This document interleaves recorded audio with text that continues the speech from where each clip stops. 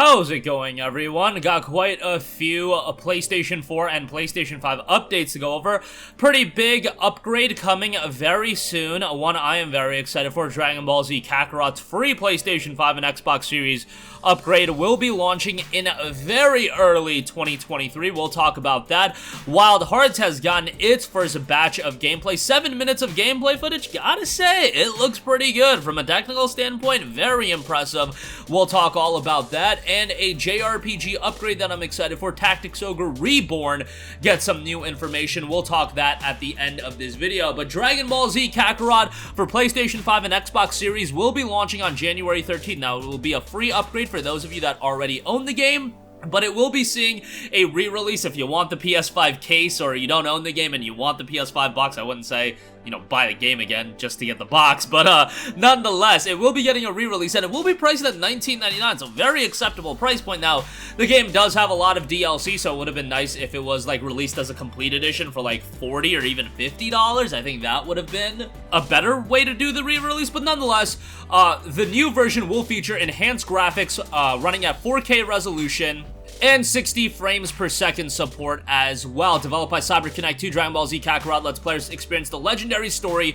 of Dragon Ball Z, featuring epic events and light-hearted side quests, including story moments that answer burning questions from Dragon Ball lore fans can truly experience, becoming Goku as they fish, fly, train, and battle their way through the entirety of the Dragon Ball Z sagas. Enhancements to the new-gen versions include faster loading times, fluid gameplay up to 60 frames per second, and new visual details that enhance the immersion into the world of Dragon Ball. Dragon Ball Z Kakarot's in-game card game, Card Warriors, will also be available in the new-gen version of the title as an offline version for single player.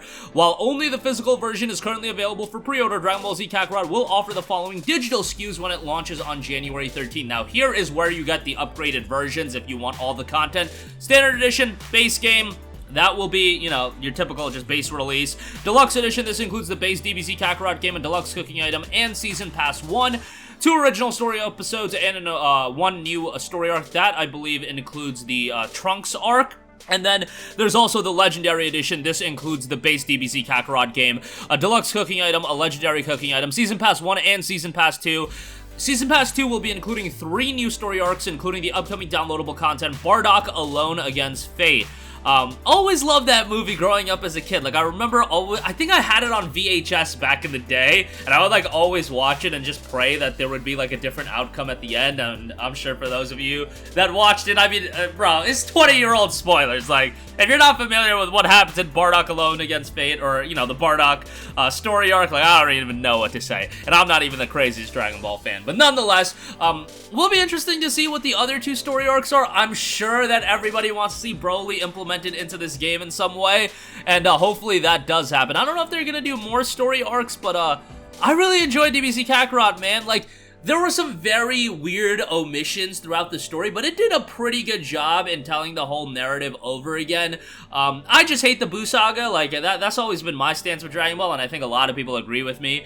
But sometimes I talk to people and they're like, no, bro, Vegeto's so cool, Gotenks is so cool, and then I'm just like, yeah, no. They totally neutered my boy Gohan, to the point where now they're releasing a standalone movie trying to give him some limelight and try to do us fans of Gohan that have been done dirty for so long, you know, something to sink our teeth into. But nonetheless, I wasn't a big fan of the Buu Saga, but Frieza arc, Cell Saga, obviously all that stuff is really good. And, you know, gameplay-wise, it's solid. Go play the Buu Saga in the game as well. And it's a lengthy game as well with a ton of content, so strong recommendation there, and it's gonna be really nice. We already saw, like, before and after images of the upgrade. Looks fantastic, so really excited to check that out again. Also excited to check out another title coming in early 2023.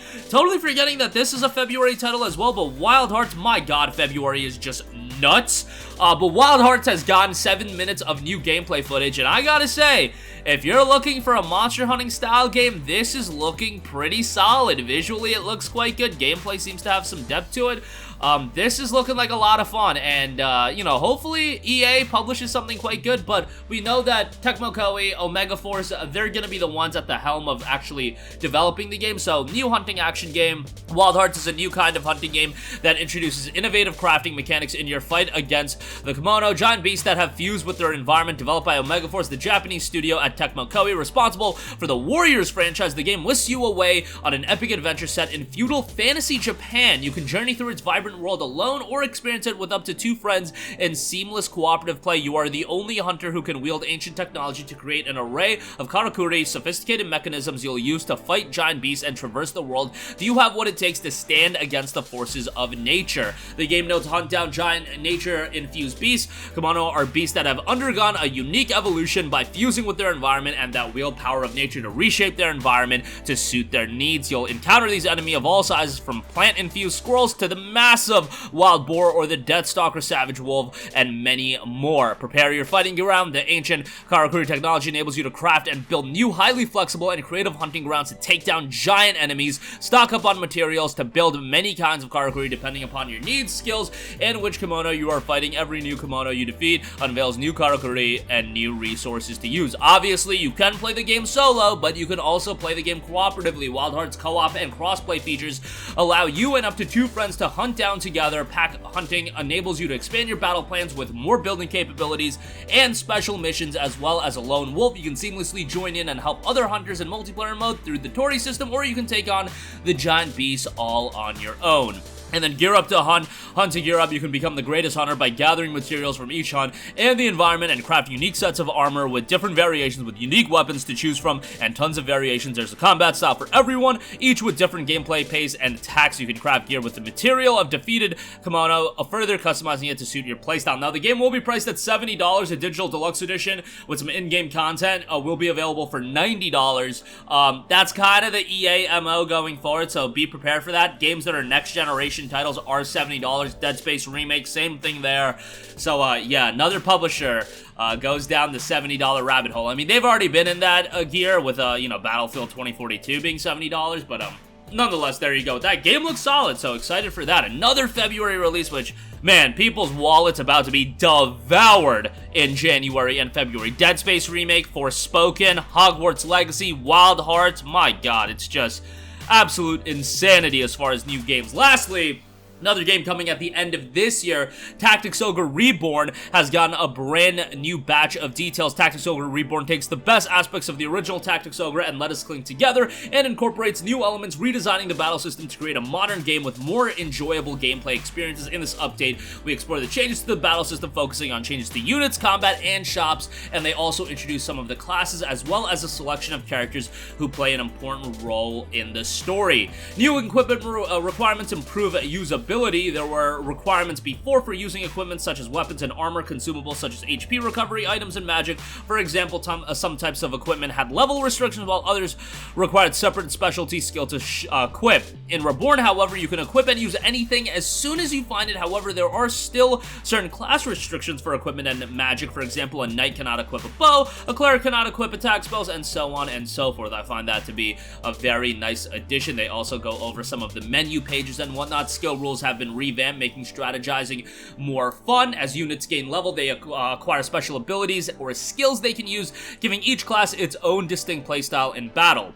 As with consumables and magic, each unit can equip up to 4 skills, so you'll have to put a thought into specific combination of skills you'll want to take into battle. They've also added new skills and retuned the effects of others, further broaden the range of possible strategies while maintaining the unique feel of each class. For example, if you attack an enemy standing between you and your own units, the new pincer attack skill will trigger, causing the ally behind the enemy to make an additional attack. Small refinements that make the game a little bit more strategic. Obviously, there are visual refinements, but gameplay refinements at the heart of Tactics Ogre Reborn as well. A lot of other changes have been detailed. Leave a link in the description box below. New AI changes, new battle changes, everything like that. So yeah, a lot of changes. Price point's kind of high at $49.99, but this is a game with some length to it. So I mean, if you buy it on launch day, $50. If not, you can wait on for a sale as always. You guys know how these things work. Games are getting more and more expensive. This is $50. Crisis Core is $50. PSP games being $50 with updated versions. So there you go with that. But that is going to do it for me again. Dragon Ball Z Kakarot for PlayStation 5 and Xbox Series, the free upgrade and kind of a re-release with new SKUs digitally, will be dropping January 13th. And there will be a PlayStation 5 and Xbox Series physical release at $20 for the base game. Wild Hearts gets 7 minutes of brand new gameplay, and Tactics Ogre Reborn gets a bunch of new details. That game is shaping up quite nicely. We'll do a full video covering that as we get closer to release. That's going to do it for me. Sound off with all of your thoughts in the comments section down below. Thank you for watching, and goodbye. Hey guys, we hope you enjoyed the video, and if you did, make sure to hit the subscribe button, and if you're already subscribed, do us a favor and hit the bell icon. This way you'll be notified whenever we post a new video. That's the best way to keep up with all of our uploads, and we usually try to upload 2 videos a day. And with the bell icon hit, you'll be notified whenever we do upload a video. As always, thanks for watching.